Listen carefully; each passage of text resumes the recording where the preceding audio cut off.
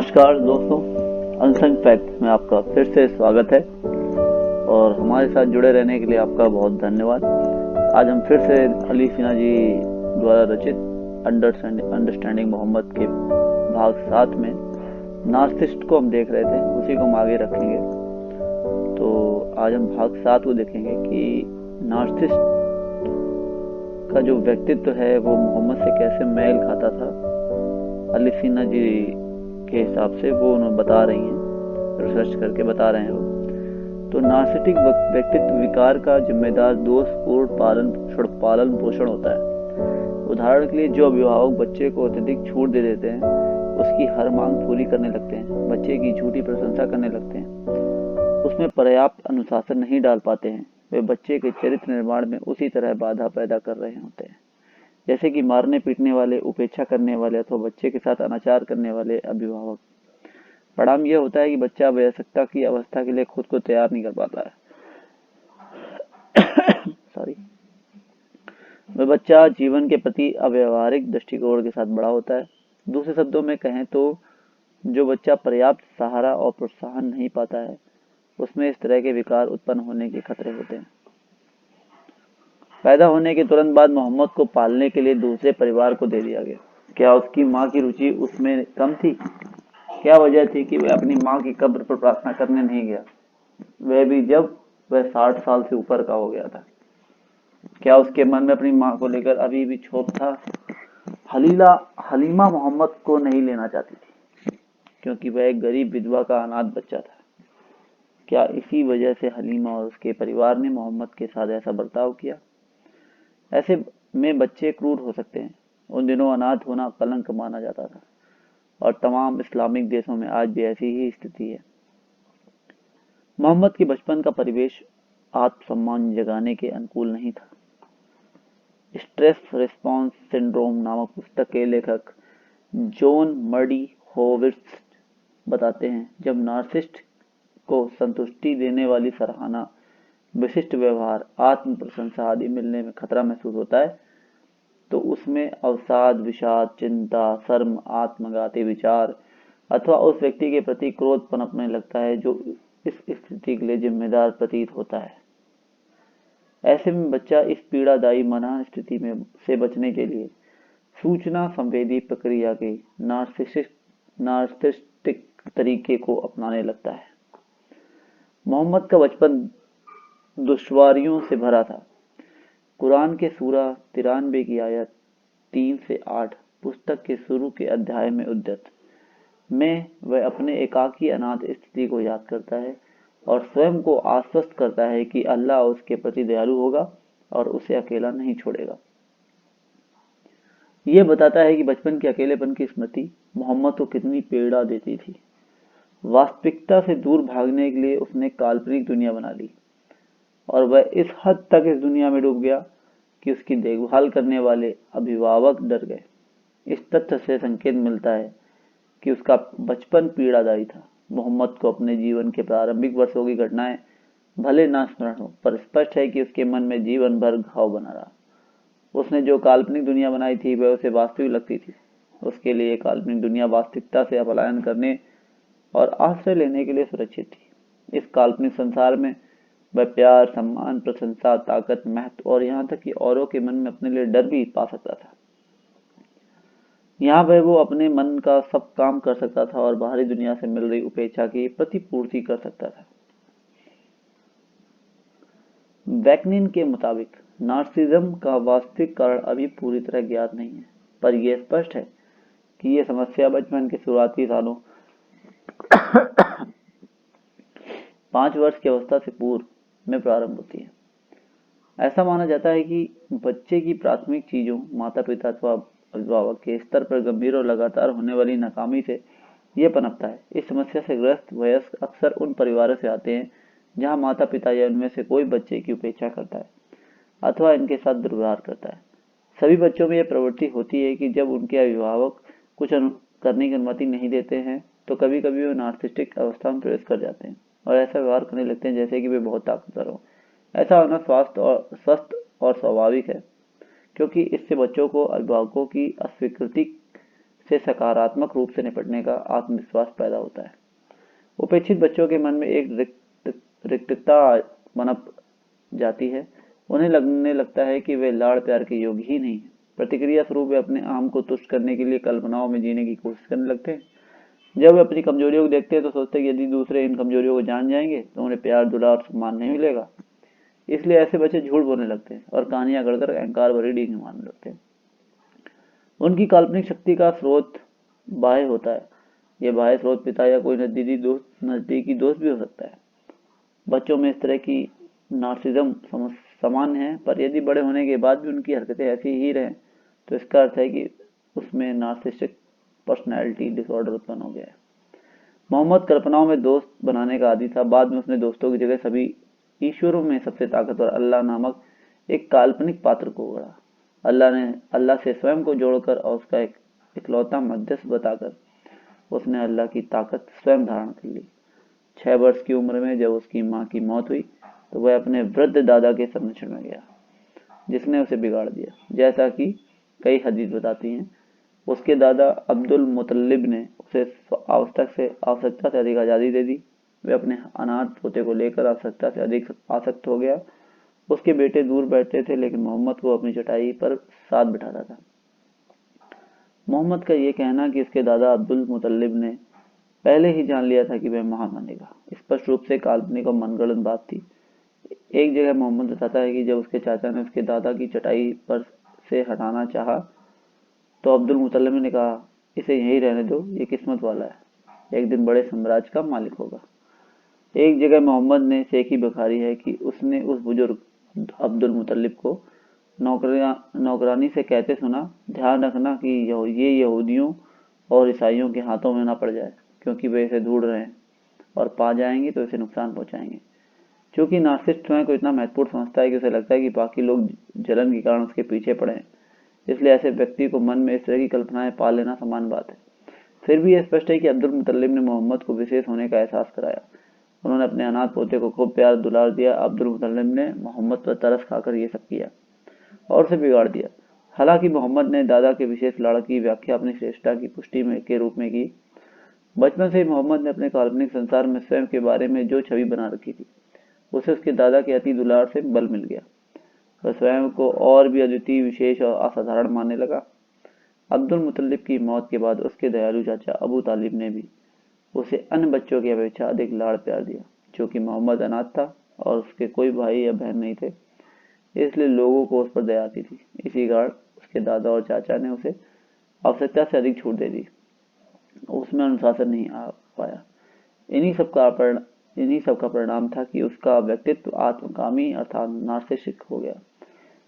शरीर क्रिया विज्ञानी जेडी लेविन और रोना एच वाइस ने लिखा है, एक शरीर क्रिया विज्ञानी की दृष्टि से सबको जानकारी होती है कि बच्चे के स्वस्थ शारीरिक विकास के लिए आहार की जरूरत होती है।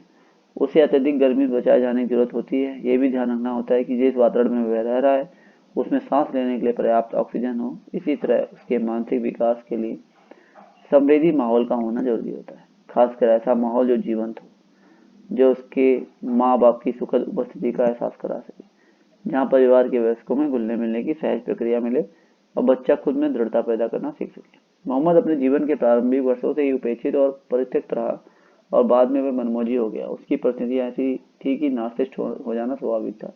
उसने अपनी माँ से कभी बात की थी या नहीं, इसके बारे में कहीं उल्लेख नहीं मिलता। जब उसने मक्का फतह किया तो अपनी माँ की कब्र पर गया, लेकिन वहां दुआ करने से इनकार कर दिया। फिर उसके वहां जाने का उद्देश्य क्या था? संभवतः यह उसके मन में अपनी माँ के प्रति कड़वाहट थी और वह कहना चाहता था कि देखो, तुम्हारी मदद के बिना भी मैं इतनी कामयाबी हासिल की है। वही दूसरी ओर उसने अपने दादा को याद किया, जिन्होंने उसे पर लाड़ प्यार लुटाया था और उसकी नार्सिसिस्ट भूख को शांत करने के लिए शौक से सब कुछ उपलब्ध कराया था। मनोविज्ञानी बताते हैं कि किसी बच्चे की जिंदगी के पहले 5 साल या तो उसे बना सकते हैं या उसे बिगाड़ सकते हैं। जीवन के प्रारंभिक 5 सालों में मोहम्मद की भावनात्मक जरूरतें पूरी नहीं हुई। उम्र के आखिरी समय तक उसके मन में प्रत्यक्ष के रूप में बताए गए एकाकी जीवन और उपेक्षा की टीस बनी रही। अब मन में असुरक्षा और स्वयं को उपयोगिता को लेकर अस्थिर भाव के साथ बढ़ा हुआ था। अपनी इस कमजोरी को छुपाने के लिए वह जबरदस्त अहंकार पाल बैठा। इस अहंकार के कारण उसमें रौब, आडंबर और श्रेष्ठ होने का भ्रम बढ़ने लगा। मोहम्मद ने खुद को अल्लाह के एकमात्र जोड़ीदार के रूप में स्थापित कर दिया, ताकि उसकी इस हनक को कोई और ना छीन सके, इसलिए अपने स्वयं को अल्लाह का अंतिम पैगंबर बताया। इस तरह उसकी ताकत निरंकुश और चिरस्थायी हो गई। मोहम्मद पर खदीजा का प्रभाव। इस्लाम में खदीजा की भूमिका की सराहना जितनी की जानी चाहिए थी उतनी नहीं हुई। मोहम्मद पर खदीजा के प्रभाव को नकारा नहीं जा सकता। इस्लाम को जन्म देने में खदीजा मोहम्मद की साझेदार थी। खदीजा के बिना इस्लाम का अस्तित्व ही नहीं हो सकता था। हम जानते हैं कि खदीजा अपने युवा शौहर को बहुत चाहती थी। उसका कहीं उल्लेख नहीं मिलता कि खदीजा में से शादी के बाद मोहम्मद ने कभी कोई काम किया हो।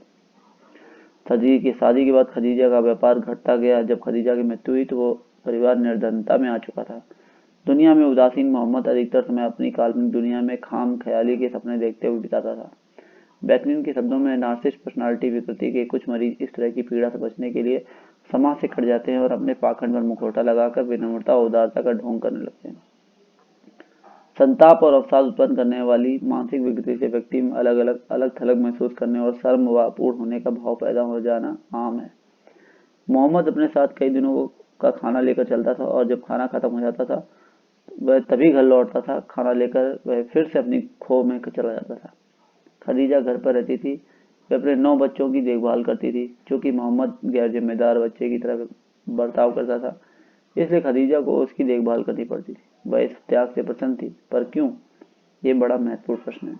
ये दर्शाता है कि खदीजा के व्यक्तित्व में खामी रही होगी। जिस तरह का उसका व्यक्तित्व था, उसे आज हम परजीवी, दूसरों पर आश्रित रहने वाला अथवा विपरीत नार्सिसिस्ट कहते हैं। इस पहले का मुख्य तत्व आपको ये समझने में मदद करेगा कि वह अपने शौहर के साथ क्यों खड़ी रहती थी, और जब उसके शौहर ने अपने विचित्र वहम के बारे में बताया तो उसने टुटकेबाज बताने के बजाय उसको पैगंबरी का कैरियर स्थापित करने के लिए क्यों प्रोत्साहित किया। राष्ट्रीय मानसिक स्वास्थ्य एसोसिएशन ने परजीविता को जाना पहचाना व्यवहार और एक पीढ़ी से दूसरी पीढ़ी में स्थानांतरित होने वाले विकार के रूप में परिभाषित किया है। ये एक भावनात्मक और व्यवहारात्मक स्थिति होती है जिसमें व्यक्ति की स्वस्थ एवं संतोषजनक पारस्परिक संबंध बनाने की क्षमता पर प्रभाव पड़ता है। इस समस्या को रिश्तों के नशे के रूप में भी जाना जाता है, क्योंकि परजीवी व्यक्ति अक्सर ऐसे रिश्तों को निभाते हैं जो एक तरफा, भावनात्मक रूप से विध्वंसात्मक अथवा अपमानजनक होते हैं। लगभग 10 साल पहले मद्यपान के आदि परिवारों में आपसी रिश्तों पर अध्ययन के दौरान पहली बार इस मानसिक विकार की पहचान की गई थी। परिवार के अन्य सदस्यों द्वारा इस तरह का व्यवहार किए जाने पर बाकी सदस्यों में भी व्यवहार पनपने लगता है। खदीजा एक निपुण और शिष्ट महिला थी। वह अपने पिता खुवैलद की प्रिय पुत्री थी। खुवैलद उस पर अपने बेटों से भी अधिक भरोसा करते थे। मक्का के कई ताकतवर और कुलीन लोग उसका हाथ थामने को तैयार थे, लेकिन उसने सबको मना कर दिया। लेकिन जब उसने वंचित और जरूरतमंद युवा मोहम्मद को देखा तो पहली नजर में उसके प्यार में पड़ गई। उसने एक नौकरानी को शादी का प्रस्ताव लेकर मोहम्मद के पास भेजा। ऊपर से देखे तो लगता है कि मोहम्मद का व्यक्तित्व बड़ा सम्मोहक था और वह ताकतवर महिला उसके सम्मोहन के जादू में खो गई, किंतु ऐसा मानना ऐसे जटिल व्यक्तित्व को समझने का सतही प्रयास होगा। इतिहासकार तबरी लिखता है, खदीजा ने मोहम्मद को पैगाम भेजा कि वह उसका हाथ थाम ले। उसने अपने पिता को अपने घर बुलाया और तब तक शराब पिलाई जब तक कि वे नशे में चूर नहीं हो गए। फिर उसने उनके ऊपर इत्र छिड़का, धारीदार चोगा पहनाया और गाय काटी। उसके बाद उसने मोहम्मद व उसके चाचा को बुलाने भेजा। जब ये दोनों अंदर आए तो उसके पिता ने खदीजा की शादी मोहम्मद से कर दी। जब उसके पिता का नशा उतरा तो उन्होंने पूछा, ये मांस, इत्र, कपड़े किस लिए? तो खदीजा ने जवाब दिया, तुमने मेरी शादी मोहम्मद बिन अब्दुल्ला से कर दी है। उसके पिता ने कहा, मैंने तो नहीं की, मक्का के रईस लोगों ने तुम्हारा हाथ मांगा था, फिर भी मैंने मना कर दिया, तो अब इस जाहिल से तुम्हारी शादी क्यों करूंगा? मोहम्मद पक्ष की ओर से रोश में कहा गया कि उसकी बेटी ने यह रिश्ता बनाया है। इस पर बुजुर्ग खुवैलद ने गुस्से में तलवार निकाली और मोहम्मद के रिश्तेदारों की ओर लहराते दौड़े। इससे पहले कि खून खराबा होता, खदीजा बीच में आ गई। उसने मोहम्मद के प्रति अपने प्यार को जाहिर करते हुए बताया कि यह सब उस खुद का रचा है। इसके बाद खुवैलद शांत हो गया, उसे किस्मत के भरोसे छोड़ दिया। इस तरह दोनों पक्षों में समझौता हो गया। यह समझ पाना मुश्किल है कि एक बुद्धिमान और सफल महिला अचानक अपने से 15 साल छोटे बेवकूफ युवक से क्यों प्यार कर बैठेगी। खदीजा का जानबूझकर गलती करने वाला व्यवहार बताता है कि उसके व्यक्तित्व में कुछ गड़बड़ी थी। साक्ष्यों से पता चलता है कि खदीजा के पिता खुवैलद शराबी थे। खदीजा अपने पिता की इस कमजोरी को जानती थी, तब उसने एक दुस्साहसी योजना बनाई। जो पियक्कड़ नहीं होते वे एक तो संयमित ढंग से पीते हैं और दूसरे अकेले कम ही पीते हैं। खुवैलद ने मेहमानों के आने से पहले ही जमकर शराब पी। वह कभी कभार पीने वाला इंसान नहीं, बल्कि पक्के शराबी थे। पर इन सब बातों का खदीजा के परजीवी होने से क्या मतलब इसलिए है क्योंकि यह तथ्य खदीजा के परजीवी होने का समर्थन में संकेत करता है कि शराबियों के बच्चे अक्सर परजीविता यानी बिना सहारे के नहीं जी पाने की समस्या के शिकार हो जाते हैं। खदीजा के पिता उसको लेकर बहुत स्नेहिल थे और उससे बड़ी उम्मीदें पाल रखी थी। खदीजा उनकी आंखों का तारा थी। ये इससे पता चलता है कि अपनी 40 साल की बेटी का विवाह एक मामूली से आदमी से होने पर प्रतिक्रिया में उन्होंने कहा, मक्का के सबसे रईस लोगों ने तुमसे शादी का प्रस्ताव भेजा, लेकिन मैं तैयार नहीं हुआ। खुवैलद की कई बेटों सहित और बच्चे भी थे, लेकिन स्पष्ट है कि ये बेटी उनकी चहेती थी और उनकी दृष्टि में वही उनकी सबसे बुद्धिमान निपुण संतान थी। जब अभिभावक बच्चों को छुई मुई बनाकर रखते हैं तो वे उनकी छाया में जीने के आदी हो जाते हैं। ऐसे बच्चों के व्यक्तित्व में अक्सर परिजीवता का विकार आ जाता है। ऐसे बच्चे माता या पिता को लेकर जुनूनी हो जाते हैं और उनके सारे काम ऐसे होते हैं जैसे वे दूसरों की नज़र में अपने माता पिता को अच्छा साबित कर सकें। ऐसे बच्चों से अपेक्षा की जाती है कि वे विलक्षण प्रतिभा के हों, इसलिए ये बच्चे हमेशा माता पिता की उम्मीदों पर खरा उतरने का प्रयास करते हैं। लगातार श्रेष्ठ प्रदर्शन की अपेक्षा के कारण ऐसा बच्चा स्वतंत्र व्यक्तित्व विकसित कर पाने में सक्षम नहीं हो पाता। वह अपने पूर्णतावादी और नार्सिसिस्टिक अभिभावक की आवश्यकता पूरा करने में प्रसन्नता ढूंढने लगता है। उसे लगता है कि वह जो है लोग उससे प्यार नहीं करते, बल्कि वह कैसा प्रदर्शन करता है उसके लिए प्यार करते हैं। शराबी अभिभावक अपने भावनात्मक बोझ को बच्चों पर लाद देते हैं, खासकर उस बच्चे पर जिसमें संभावना अधिक दिखती है। ऐसे अभिभावक उम्मीद रखते हैं कि हर बच्चा अच्छी हर चीज में सर्वश्रेष्ठ होगा और जो उपलब्ध भी नहीं है वो हासिल कर सके, उसे उनका बच्चा हासिल करेगा। परजीवी लोग समान व स्वस्थ भावनात्मक रिश्ते में संतोष और प्रसन्नता नहीं पाते। स्वास्थ्य भावनात्मक रिश्ते बराबरी के लोगों में ही निपट सकते हैं। परजीवी इंसान देखभाल करने और संतुष्टि देने वाले की भूमिका में ही प्रसन्नता का अनुभव करता है। परजीवी इंसान का सही जोड़ा जरूरतमंद नार्सिसिस्ट के साथ बनता है। खदीजा ने कामयाब और परिपक्व लोगों के विवाह प्रस्ताव नकार दिए, लेकिन एक ऐसे गरीब युवा की मोहब्बत में गिरफ्तार हो गई जिसके पास भावनात्मक खालीपन भी था और आर्थिक विपन्नता भी। दरअसल परजीवी प्यार के और करुणा में भेद नहीं कर पाते। ऐसे लोगों की प्रवृत्ति ऐसे लोगों पर प्यार उठाने की होती है जो करुणा उद्धार के पात्र हो। व्यक्ति परजीवी शब्द की जगह विपरीत नार्सिसिज्म शब्द का इस्तेमाल करते हैं। मोहम्मद और खदीजा की जोड़ी ऊपर वाले ने बनाई थी, इसे दूसरे अर्थ में न लें। मोहम्मद एक मनोविकृति इंसान नार्सिसिस्ट था जो अपनी बड़ाई और महत्व चापलूसी का भूखा था।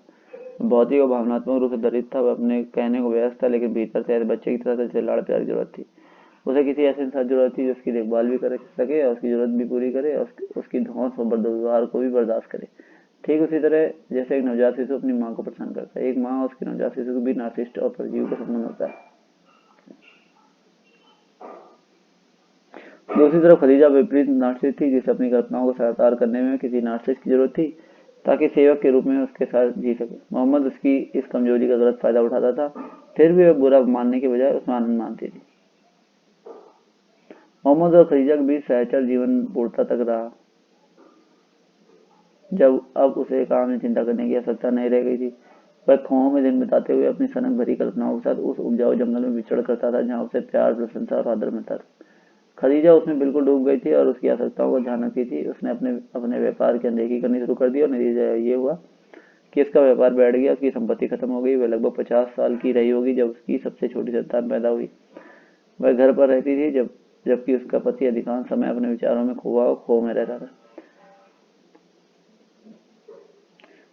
कोई भी समझदार इंसान मोहम्मद के विचित्र अनुभवों की व्याख्या मनोविक्षिप्तता या शैतान के साए के रूप में करेगा, जैसा कि उस समय इस तरह का व्यवहार करने वालों के बारे में कहा जाता था। मोहम्मद खुद सोचता था कि वह काहिन हो गया है, यानी उस पर किसी ने जादू टोना कर दिया है अथवा उस पर शैतान का साया आ गया है। मक्का के बुद्धिमान लोग सोचते थे कि मोहम्मद मजनू जिन के प्रकोप से पीड़ित पागल हो गया है, पर खदीजा के लिए अपने मन में इस तरह का भाव लाना भी कष्टदायी था। खदीजा अपने पति की आवश्यकताएं पूरी करने में प्रसन्नता और संतुष्टि पाती, इसलिए उसे किसी भी हाल में अपने नार्सिसिस्ट का साथ देना था। खदीजा ने महसूस किया कि उसे इसमें दखल देना चाहिए और अपनी नार्सिसिस्ट भूख को शांत करने वाले स्रोत की मदद करनी चाहिए, परामर्श देना चाहिए एवं इस पछड़े से उसे बाहर निकालना चाहिए। खदीजा को स्थानात्मक परजीवी के रूप में वर्गीकृत किया जा सकता है।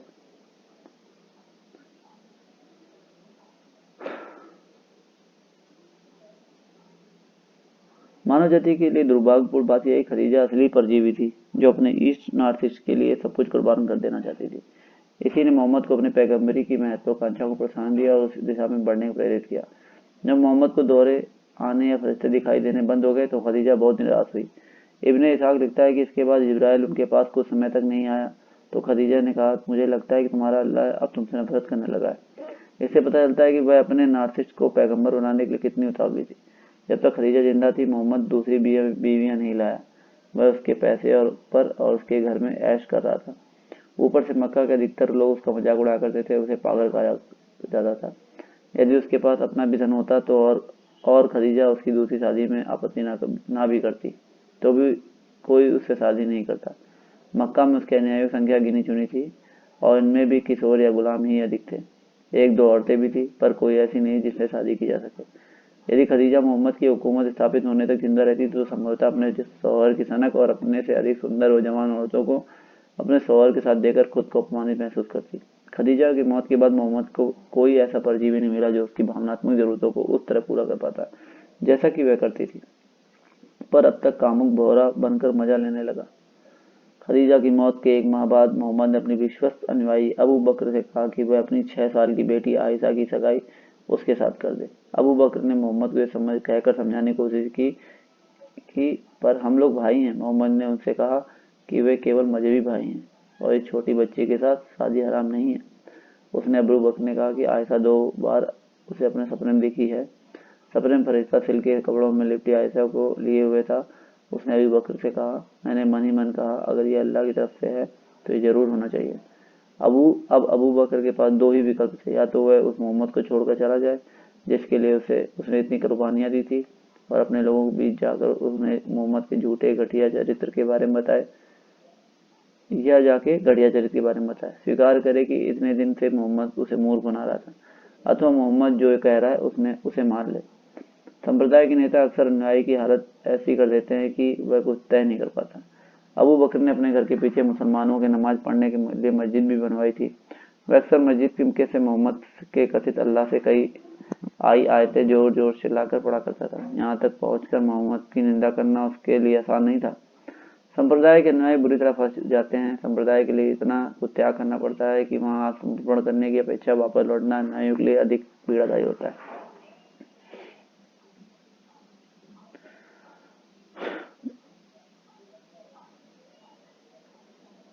अबू बकर मोहम्मद के सामने गिड़गिड़ा रहा था कि उसकी बेटी से बच्ची के साथ सुहागरात न मनाए और 3 साल तक उसे छोड़ दे। मोहम्मद ये बात मान गया और इसी बीच उसने अपने एक नाई की विधवा सऊदा से शादी कर ली। इसके कुछ दिन बाद ही मोहम्मद ने हरम बनवाया जिसमें बहुत सारी औरतें रखी गईं। उसने माँ जैसा ध्यान रखने वाली अपनी बीवी की कमी अपने ढेर सारी जवान औरतों को रखकर पूरी की। वह अपनी बीवियों और अकेलों की सूची लंबी करता जा रहा था और उसे उनमें से कोई भी ऐसी नहीं मिली जो खदीजा की तरह उसकी भावनात्मक आवश्यकता को पूरा कर सके। उसे एक माँ की जरूरत थी जो उसके भीतर के बच्चे की देखभाल कर सके, और उसकी किशोर व नवयौवना बीवियां ये सब किसी एक ऐसे शौहर के लिए कैसे कर पाती जो उनके बाबा की उम्र का हो। मोहम्मद का अपने मकसद में विश्वास। थोड़ा बड़ा होने के बाद से मोहम्मद सालाना मेला उकाज में जाया करता था, जहाँ सब जगह के लोग व्यापार और मनोरंजन के लिए इकट्ठा होते थे। वहाँ ईसाई धर्मोपदेशक सम्मोहित ने श्रोताओं के समझ बाइबिल के पैगंबरों के किस्से सुनाते थे। मोहम्मद ये किस्से सुनकर मुग्ध हो जाता था। उसके युवा मन में बस यही आता था कि उसे भी लोग इतना चाहें और इतना आदर दें। उन किस्सों को सुनते हुए अवश्य सोचता रहा होगा कि पैगंबर होना कितना अच्छा है, इसमें तो हर व्यक्ति से प्यार सम्मान मिलेगा, हर व्यक्ति डरेगा। अब उसकी बीवी ही उसे आश्वस्त कर रही थी कि वह पैगंबर हो गया, तो उसका सपना साकार सा होने लगा था। ऐसा लगा कि ईश्वर ने अंततः उस पर दयादृष्टि डाल दी और दुनिया के इतने सारे लोगों में से उसे चुना और इतना ऊंचा उठा दिया कि सारे लोग उसके आगे सजदा करें। मोहम्मद के अपने सपने बड़े थे। असल में वह उसकी बड़ी सोच और कामयाबी में अटल विश्वासी था, जिसने उसके अनुयायियों को उठा खड़ा होने और उसके मकसद को आगे बढ़ाते हुए हत्याएं करने, लूट मार करने और यहाँ तक कि अपने बाप दादाओं तक का कत्ल करने के लिए दुष्प्रेरित किया। इसी सोच के कारण वह हमेशा ये महसूस करता रहा कि उसे विशेषाधिकार प्राप्त है। मोहम्मद बातें बनाने में उस्ताद था और शोषण करने वाला भी। उसने अपना साम्राज्य खड़ा कर लिया, पर एक भी जंग में खुद लड़ने नहीं गया। वह अपने अनुयायियों को इस लोक में माल और औरतों के साथ सेक्स और परलोक में असीमित अय्याशी का साधन मिलने का ख्वाब दिखाकर अपने लिए जंग लड़वाता था। अपने मकसद के लिए उनका धन खर्च करता था, उनकी जान कुर्बानी लेता था, खुद को अमीर बनाने के लिए उनसे लूट करवाता और ताकत हासिल करने के लिए उन्हें गुलेल की तरह इस्तेमाल करता था। ये मोहम्मद की लगातार जंगों की व्याख्या करता है। नाटक लगातार तनाव और उत्तेजना उसकी मानसिक सप्लाई थे।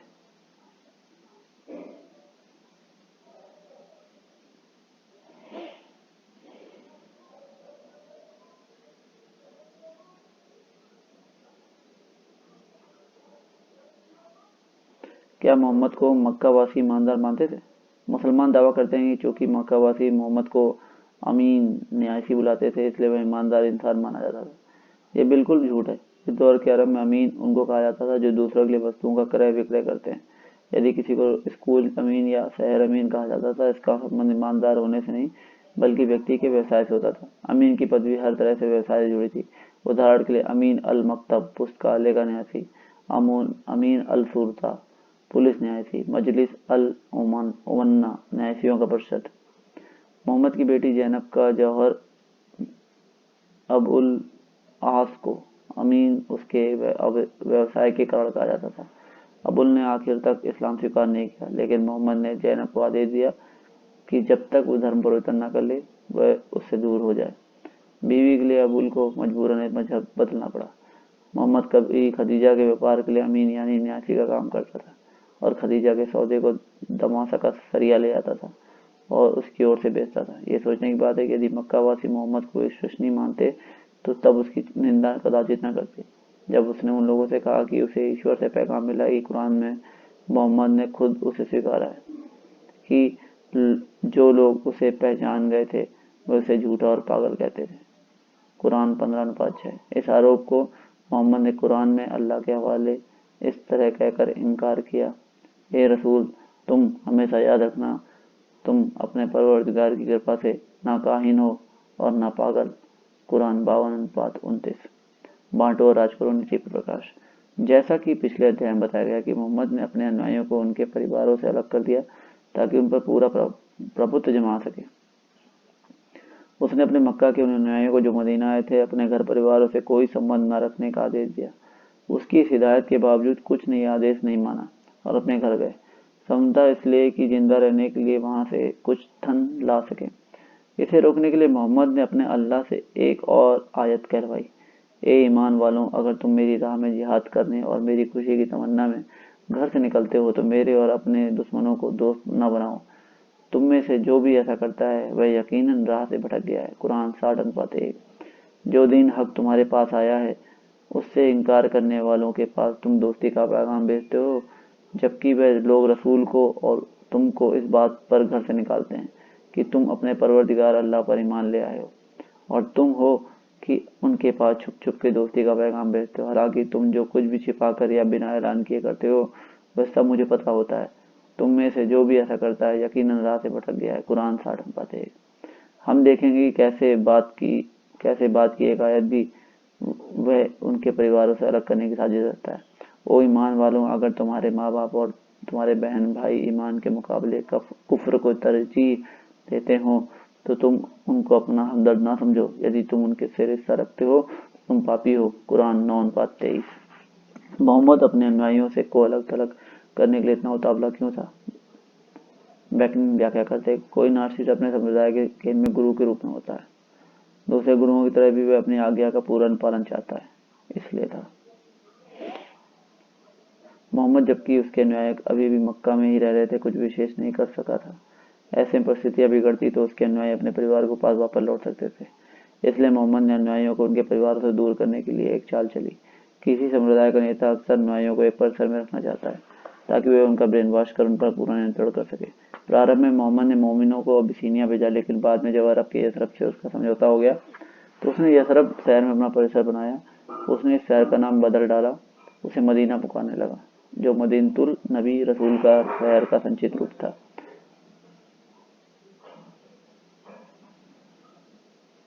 मुसलमान आज तक उत्पीड़न भ्रांति में रहते हैं, उन्हें हर जगह शत्रु नजर आते हैं। मुसलमान फरिश्तों, जिन, मेराज, मोहम्मद का सीधे आसमानों पर जन्नत जाना, कयामत आदि डरावनी व कपोल कल्पित बातों पर भरोसा करते हैं।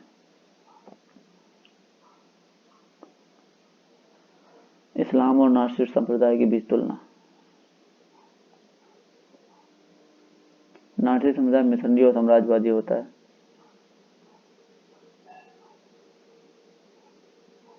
इस्लाम मिशनरी भी है और साम्राज्यवादी भी है। मोहम्मद का मुख्य उद्देश्य जीतना और प्रभुत्व स्थापित करना था। उसने हर व्यक्ति को अपने मजहब में धर्मांतरित होने के लिए बाध्य किया। उसने इसका प्रारंभ अपने परिवार रिश्तेदारों से किया। उसने अपने चाचा व उसके पालने वाले अबू तालिब को, जब वह मृत्यु शैया पर पड़े थे, इस्लाम स्वीकार करने को कहा। बुजुर्ग अबू तालिब ने अपने पुरखों का धर्म छोड़ना स्वीकार कर दिया तो मोहम्मद ने उनके लिए दुआ मांगने से इनकार करते हुए कहा कि वह जहन्नुम में जाएगा। फिर जब मोहम्मद ने ध्यान आया कि अबू तालिब ने उसके लिए कितना किया है तो उसने कहा कि वह तालिब को दोजख की उस जगह रखवाएगा जहाँ दोजख की आग उसे केवल घुटनों तक जलाएगी। हालांकि मोहम्मद तालिब की बीवी और बच्चों को धर्मांतरण कराने में कामयाब हो गया। जब मोहम्मद कमजोर था तो उसके बाद बहुत थोड़े अनुयायी थे और वह बड़ा भद्र, शिष्ट, दयालु, लचीला, मददगार और विनम्र बनने का नाटक करता था। कुरान की जो आयतें इस अवधि में लिखी गई उनमें और उन आयतों से बहुत विरोधाभास है जो मदीना में उस वक्त लिखी गई जब मोहम्मद ताकतवर हो चुका था। तब उसे नए लोगों की भर्ती के लिए दयालुता का मुखौटा लगाने की जरूरत नहीं थी। मदीना में मोहम्मद रौब जमाने वाला, अत्याचारी, निरंकुश, आक्रामक और शोषण करने वाला बन गया था। वहां उसने गांवों और शहरों पे हमले किए और निहत्थे लोगों को लूटा और मारा। जो बच गए उन्हें अपनी अधीनता स्वीकार करने पर विवश किया ताकि ऐसे पीड़ितों को जिया कर देने अथवा मारने का आदेश सुना दिया। मक्का में लिखी गई आयतों के कुछ उदाहरण निम्नलिखित हैं। वे जो कुछ कहते हैं उसे सब्र के साथ सुन लो, फिर कायदे से उनसे अलग हो जाओ। 73:10। तुम अपने दीन पर रहो, हम अपने दीन पर रहें। 109:6। वे जो कहते हैं उस पर सब्र करो और अल्लाह की बंदगी में जुटे रहो। 20:103। उनके लोगों से नरमी से बात करो। 2:83। ए रसूल, ये लोग जो कुछ कहते हैं हम उसे खूब जानते हैं, तो उन पर जोर जबरदस्ती मत करना। 50:45। माफ करने की फितरत पर रहो, जो सही है उस पर कायम रहो और ईमान न लाने वाले अज्ञानी से दूर रहो। 7:119। तुम ए रसूल इन काफिरों से अच्छे बर्ताव के साथ दरगुजर करो। 15:85। ए रसूल, मोमिनों से कह दो कि जो लोग अल्लाह के दिनों जो जजा के लिए मुकर्रर है की ओर नहीं देखते उनके साथ दरगुजर करें। 45:14। यहूदी और ईसाइयों में से जो कोई अल्लाह और क़यामत पर ईमान लाए और अच्छे काम करता रहे तो उनके लिए उनका सवाब उनके अल्लाह के पास है और क़यामत में उन पर ना किसी का खौफ होगा और ना वे दुखी होंगे। 2:62। ए ईमान वालों, अहले किताब को मुनाजिरा ना किया करो मगर उम्दा और सुंदर अल्फाज व उन्वान से, लेकिन उनमें से जिन लोगों ने तुम पर जुर्म किया उनके साथ रियायत ना करो और साफ साफ कह दो कि जो किताब हम पर नाजिल हुई और जो किताब तुम पर नाजिल हुई हम तो सब पर ईमान ला चुके हैं और हमारा माबूद अल्लाह और तुम्हारा माबूद एक ही है, हम उसी के फरमा बरदार हैं। 29:46। अब आइए उपरोक्त आयतों की तुलना उन आयतों से करें तो जो मोहम्मद ने उस वक्त दी थी जब वो ताकतवर हो गया था। ए मोमिनों, इस्लाम में भरोसा नहीं करने वाले काफिरों को मार डालो और तुम उन्हें अपने भीतर की शक्ति का एहसास कराओ। 9:123। ए मोमिनों, मैं अल्लाह गैर मोमिनों के दिल में भय पैदा कर दूंगा, उनके गले काट डालो, उनकी उंगलियों को छपक दो। 8:12। जो इस्लाम के अलावा किसी और दीन में यकीन करते हो उनका दीन हरगिज कबूल नहीं होगा। 3:85। ए मोमिनो, जहाँ कहीं भी मूर्ति पूजक मिले उसे काट डालो। 9:5। काफिरों को जहाँ पाओ वहीं मार डालो और उन्हें अपने स्थानों से भगा दो और वह स्थान अपने कब्जे में ले लो।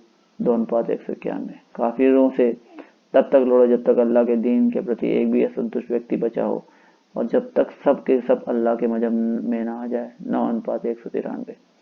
काफिरों से जंग करो, अल्लाह उन्हें तुम्हारे हाथों सजा देगा, उन्हें सम्मान छिन्न भिन्न करके शर्मिंदा बनाओ। 9:14। मोमिनो, जो मुसलमान बनने के बाद काफिर बन बैठा हो तो उसे बख्शो मत, अब कोई बहाने मत बनाओ। तुम ईमान लाने के बाद काफिर बन बैठे हो, अगर कुछ को माफ भी कर दूं तो कुछ को तो सजा दूंगा ही क्योंकि ये कसूरवार है। 9:66। ए ईमान वालो, मुस्किरीन गैर मुस्लिम अशुद्ध हैं, उन्हें अब के बाद कभी भी मस्जिदुल हराम काबा के पास ना आने देना। 9:28।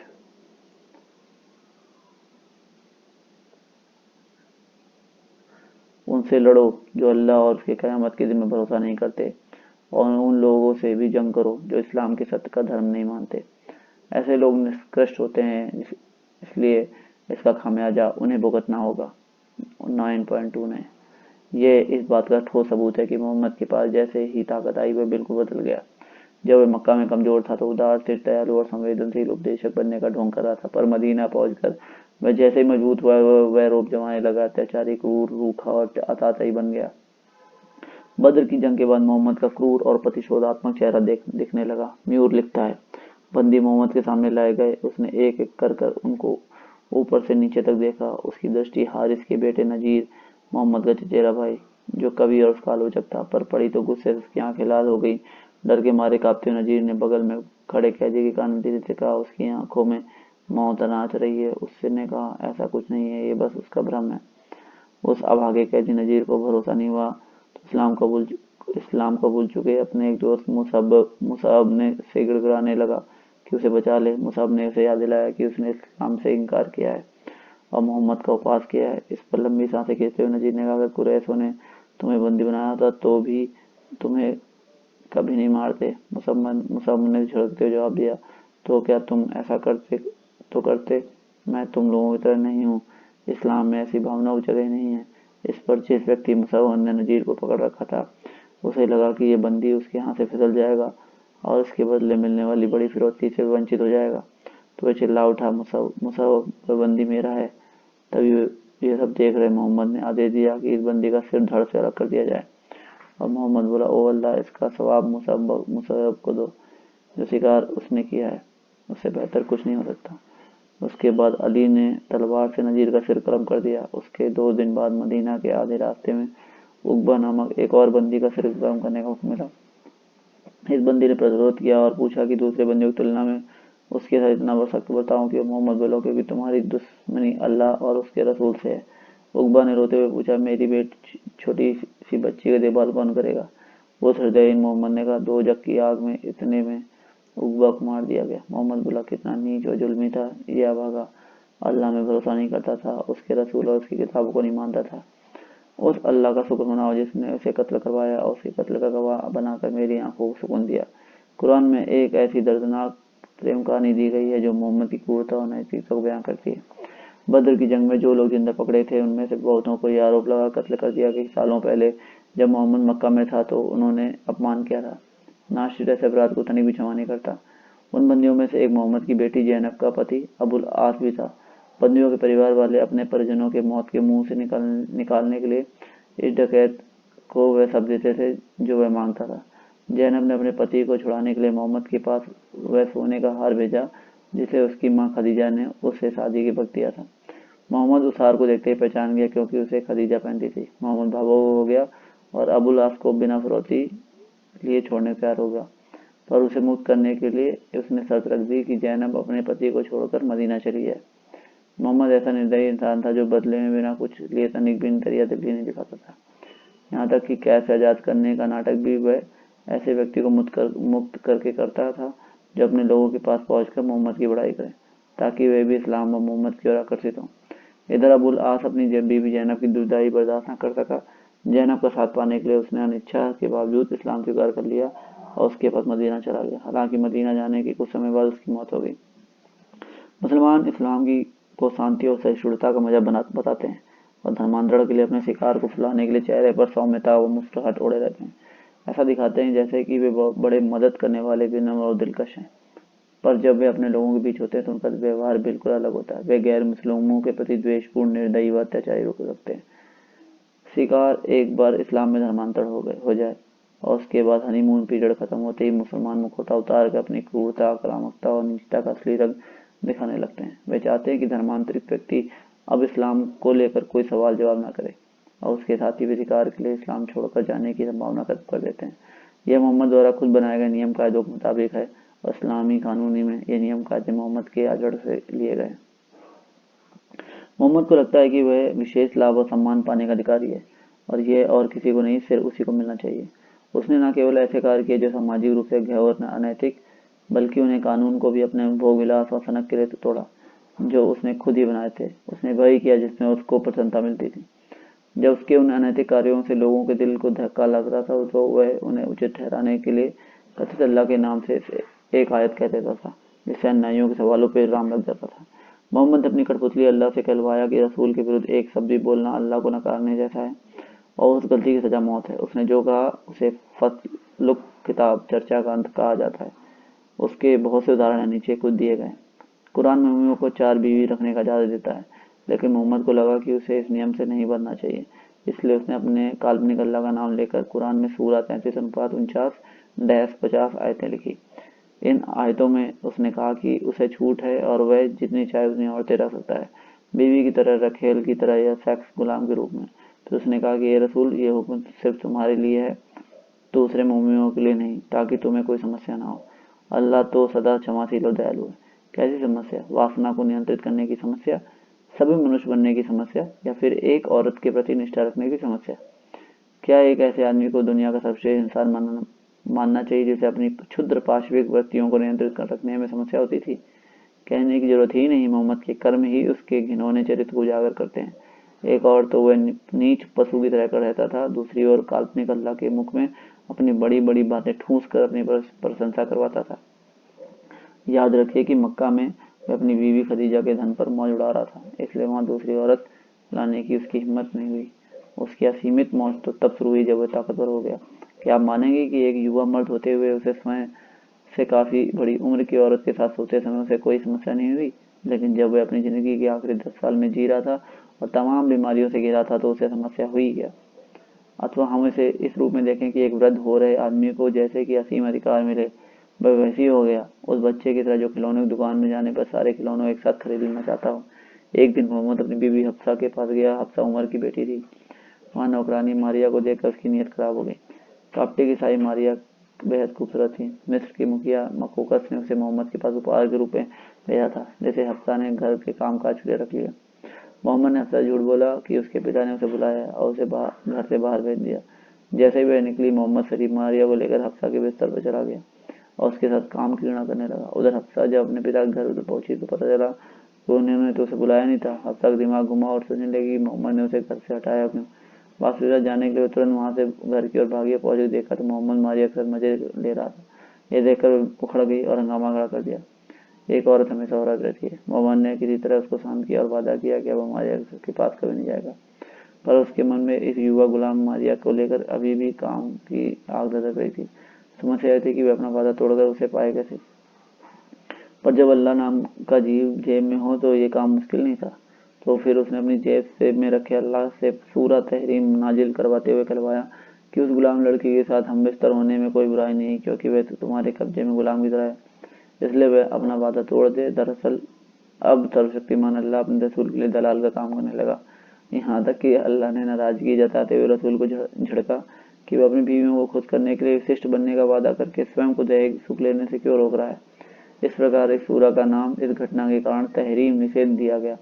ए रसूल, जो चीज अल्लाह ने तुम्हारे लिए हलाल की है अपनी बीवियों की खुशी के लिए, तुम उससे किनारा क्यों कर रहे हैं? अल्लाह कारसाज है, रहमत वाला है। अल्लाह ने पहले ही तुम्हें कसम तोड़ने के लिए जायज ठहरा दिया है। अल्लाह ही तुम्हारा परवरदिगार स्वामी संरक्षक है। वह सब जानता है, सब समझता है। कुरान 66:1-5। इब्ने साल लिखता है, अबू बकर ने बताया कि अल्लाह के रसूल ने हफ्सा के घर में मारिया के साथ यौन संबंध बनाए थे। जब रसूल घर से बाहर निकले तो हफ्सा घर के बाहर बैठकर बंद दरवाजा खोलने का इंतजार कर रही थी। उसने रसूल से पूछा, ए रसूल, तुमने ये मेरे घर में कर डाला, और वह भी तब जब मेरी बारी थी। रसूल बोले, खुद को संभालो, मैंने उसे मारिया को हराम मान लिया है, इसलिए आप जाने दो। हमसा ने कहा, मैं ऐसे नहीं विश्वास करूंगी, तुम कसम खाओ। रसूल ने कहा, अल्लाह की कसम, अब मैं दोबारा स्पर्श नहीं करूंगा। समानता मुसलमान का वादा खिलाफी को उचित ठहराते हैं। मोहम्मद ने कुछ भी किया हो वे उसे सही ठहराएंगे। मुसलमान ने अपना बुद्धि विवेक मोहम्मद के पास गिरवी रखकर तार्किक रूप से सोचना बंद कर दिया है। इब्ने साद आगे कहता है, कासिम इब्ने मोहम्मद ने कहा है कि मारिया को अपने लिए हराम बनाने वाला रसूल का वादा नाजायज था। रसूल द्वारा इस कदम को तोड़ना हराम की श्रेणी में नहीं आता। सवाल यह है कि यदि वह कसम नाजायज थी तो मोहम्मद ने खाई क्यों, और यदि जायज थी तो तोड़ी क्यों? मोहम्मद की वादा खिलाफी के असंख्य उदाहरण है। यहाँ उसने अल्लाह की कसम खाई थी और फिर भी अपने लाभ के लिए उसने कसम तोड़ने पर पल भर नहीं सोचा। वास्तव में अल्लाह उसकी कल्पना का मनगढ़ंत ईश्वर था। वह इतना मूर्ख नहीं था कि वह अपने मनगढ़ंत अल्लाह के लिए स्वयं को खूबसूरत मारिया से संभोग करने से रोक लेता। इस काल्पनिक अल्लाह को गढ़ने से के पीछे उसका एक ही उद्देश्य था कि जो कुछ वह करना चाहता है वह सब कुछ करने की बेरोक टोक आज़ादी मिले। यदि कोई अल्लाह उस पर बंदिश लगाता तो उसका मतलब उसके पैगंबर होने का पूरा उद्देश्य ही धूल में मिल जाता। कुरान की जो प्रति मेरे पास है उसमें सूरह तहरीम के आयतों के साथ ही उनकी व्याख्या भी दी गई है। यही बताया गया है कि रसूल ने अपनी बीवियों के लिए दिन तय किए थे। उस दिन हम हफ्सा की बारी थी। उसने बहाना बनाकर हफ्सा को अपने पिता उमर इब्न खत्ताब के पास भेज दिया। मोहम्मद का आदेश पाकर जब वह अपने पिता के घर निकल गई तो मोहम्मद ने उस गुलाम काबटे की ईसाई लड़की मारिया को बुलाया, जो बाद में मोहम्मद के बेटे इब्राहिम की मां बनी और जिसे नजाशी की ओर से मोहम्मद को उपहार दिया गया था। मोहम्मद ने मारिया के साथ संभोग किया। जब हमसा लौटी, उसने दरवाजा बंद कर पाया कि वो दरवाजे के बाहर बैठ गई। जब मोहम्मद मारिया से निपट के बाहर आया तो उसने चेहरे से पसीना टपक रहा था। हमसा ने मोहम्मद को इस स्थिति में देखकर लताड़ लगाई और बोली, तुम मेरी इज्जत की कोई परवाह नहीं है। तुमने बहाना बनाकर मुझे घर से बाहर भेज दिया ताकि उस लौंडी के साथ हम बिस्तर हो सको। जिस दिन मेरा दिन था उस दिन किसी और के साथ संभोग किया। तब रसूल बोले, शांत रहो, वो मेरी गुलाम है और इसलिए वो मेरे लिए हलाल है। फिर भी तुम्हारे संतोष के लिए मैं अभी इसी वक्त उसे अपने लिए हराम ऐलान करता हूँ। पर हमसा को चैन न मिला और जब रसूल घर से बाहर चला गया तो उसने आयशा के कमरे में से लगी अपने कमरे की दीवार के पास जाकर आवाज लगाई। आयशा आई तो उसने उसे पूरी घटना बताई। मुसलमानों के लिए कसम का कोई मतलब नहीं होता। वो कसम खाते हैं जब उन्हें जरूरत होती है तो कसम तोड़ देते हैं।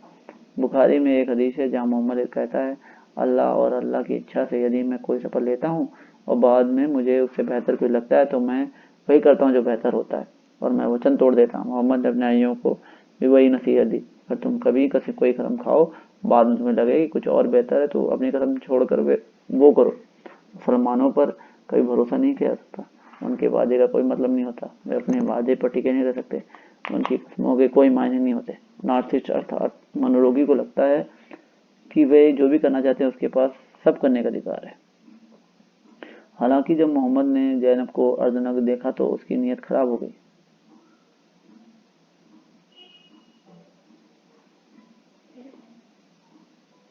अल्लाह की प्रशंसा करो, वही रचयिता, वही दिलों को मिलाता है। उसने जैनब पर कामुक दृष्टि डालते हुए कहा और वहां से निकल गया। जब जैद को ये पता चला तो उसे लगा कि कृतज्ञता प्रकट करने का इससे अच्छा अवसर नहीं मिलेगा, इसलिए उसे जैनब को तलाक दे देना चाहिए ताकि मोहम्मद को उसको रख सके। मजे की बात यह है कि कुछ साल पहले मोहम्मद ने जब दावा किया था कि वो जन्नत की सैर करने गया था तो उसने कहा था कि वहां उसे एक औरत मिली थी। उस औरत के बारे में पूछा तो जन्नत ने बताया कि वह जैनब है, जैद की बीवी। बाद में उसने ये भ्रम पैदा करने वाली कहानी जैद को सुनाई तो उसे लगा कि उसकी जोड़ी ऊपर के जहान में बनाई गई है और इसलिए उसने जैनब से शादी कर ली।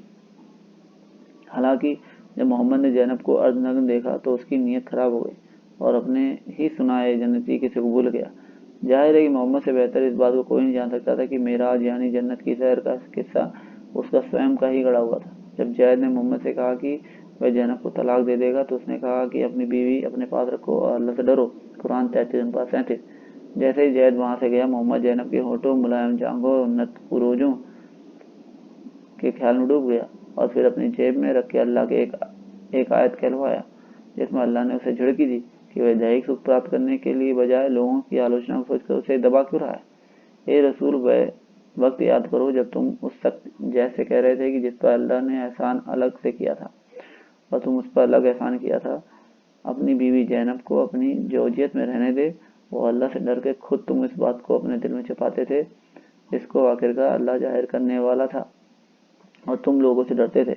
हालांकि अल्लाह इसका अधिक हकदार है, तुम उससे डरो। जब जैद ने हाजत पूरी कर दी, मतलब उसे तलाक दे दिया, और मैंने उसे तुम्हें शादी के लिए दे दिया ताकि भविष्य में मोमिनों को दत्तक पुत्र की बीवियों से शादी करने में दिक्कत न आए। जब दत्तक पुत्र बीवियों को रखने की इच्छा न हो तो उसे अपनी बीवी क्यों नहीं बनाते। यह अल्लाह का हुक्म है और इसे करो। कुरान 33-37। मोहम्मद द्वारा अपनी ही बहू से शादी करने से उसके अनुयायी भौचक्के रह गए। पर सवाल यह था कि अल्लाह से सवाल जवाब कौन करे। अपने अनुयायियों को चुप कराने के लिए मोहम्मद अपनी आस्तीन से अल्लाह को फिर निकाला और एक आयत में कहलवाया कि मोहम्मद किसी का पति पिता नहीं है बल्कि वह पैगंबर है और उस पर रसूल होने की मोहर है। कुरान 33-40। उसने दावा किया कि जैनब के साथ उसकी शादी अल्लाह ने करवाई है ताकि ये बता सके कि गोद लेना बुरा है, उसे रद्द किया जाना चाहिए। जैसे कि आप देख सकते हैं, जो कि मोहम्मद अपनी वासना में नियंत्रण नहीं कर पा रहा था और उसने फर्जी अल्लाह से करवाया कि बच्चा गोद लेना गलत है। ऐसा करके मोहम्मद ने असंख्य नानातों को दोबारा जीवन मिलने से वंचित कर दिया। क्या ये बात ही पर्याप्त नहीं कि मोहम्मद को अल्लाह के पैगंबर के रूप में खारिज कर दिया जाए। कैसे सर्वशक्तिमान अल्लाह किसी बच्चे को गोद लेने से कुपित हो सकता है। इस विषय से जुड़ा एक रोचक हिस्सा है। मोहम्मद द्वारा गोद लेने की प्रथा को रद्द किए जाने के बाद अबू हुजैफा और उसकी बीवी सहला उसके पास आई। इन दोनों के पास भी सलीम नाम का एक दत्तक पुत्र था। सलीम अब्बू हुजैफा का दत्तपुत्र किया हुआ गुलाम था, जिसे उसने दत्तक पुत्र बना लिया था। सहला ने मोहम्मद से सलाह मांगते हुए कहा कि हे रसूल, सलीम हमारे साथ हमारे घर में रह रहा है, वह जवान मर्द हो गया है और यौन संबंधी समस्याओं को समझने लगा है। मोहम्मद ने एक होशियारी भरा जवाब देते हुए कहा, उसे अपने स्तन से दूध पिलाओ। इस जवाब से सहला हक्की बक्की हो गई और पूछा, उसे कैसे दूध पिला सकती हूँ, वह बड़ा हो गया है। मोहम्मद मुस्कुरा बोला, हाँ मैं जानता हूँ कि वह जवान मर्द है। वास्तव में सलीम काफी बड़ा था और उसने बद्र की जंग में भाग लिया था। एक और हदीस कहती है कि मोहम्मद सहला की बात सुनकर जोर से हंसा। मैं सोचा हूँ यदि कोई सयाना लड़का मोहम्मद से कहता है कि अपनी बीवियों के स्तन से दूध पीने की अनुमति दो ताकि उन्हें हमसे पर्दा करने की आवश्यकता न रह जाए, तो उसने क्या कहा होता। मोहम्मद के अनुसार स्तनपान कराने से मातृवत संबंध बन जाते हैं, भले ही दूध पिलाने वाली औरत संबंधित व्यक्ति की जैविक मां न हो। इन रिवायतों से प्रेरित इस्लाम के प्रतिष्ठित संस्थान मिस्र के अल अजहर विश्वविद्यालय के डॉक्टर इज्जत आतिया ने कार्यस्थल पर सेक्स रोकने के लिए फतवा जारी किया था कि कामकाजी औरतें अपने पुरुष सहकर्मियों को कम से कम 5 बार सीधे अपने स्तन से दूध पिलाएं ताकि उनमें पारिवारिक संबंध बन जाए। इसके बाद वे उन मर्दों के साथ अकेले काम कर सकती हैं। उन्होंने कहा कि किसी वयस्क को स्तनपान कराने से अकेले में मेल मुलाकात से होने वाली समस्या खत्म हो जाएंगी और ऐसा करने वाली औरत को किसी और से शादी की मनाही भी नहीं है। उन्होंने फरमान जारी किया कि कार्यस्थल पर औरतें उन मर्दों के सामने अपने बाल खोल कर रख सकती हैं अथवा बिना बुर्का के रह सकती हैं जिन्हें उन्होंने अपनी छाती से दूध पिलाया। क्योंकि यह फतवा एक प्रामाणिक हदीस पर आधारित था, इसलिए कुछ मुसलमानों को इस फतवे पर कोई आपत्ति नहीं थी। मिस्र और अरब जगत के लोगों में इस फतवे में से रोष फैल गया और डॉक्टर आदिया को यह फतवा वापस लेने पर विवश होना पड़ा। अली शीना जी द्वारा रचित अंडरस्टैंडिंग मोहम्मद में बस इतना ही। फिर मिलेंगे मोहम्मद का पवित्र मलमूत्र, अगला टॉपिक है, इस पे देखेंगे अली शीना जी के विचार क्या हैं। नमस्कार।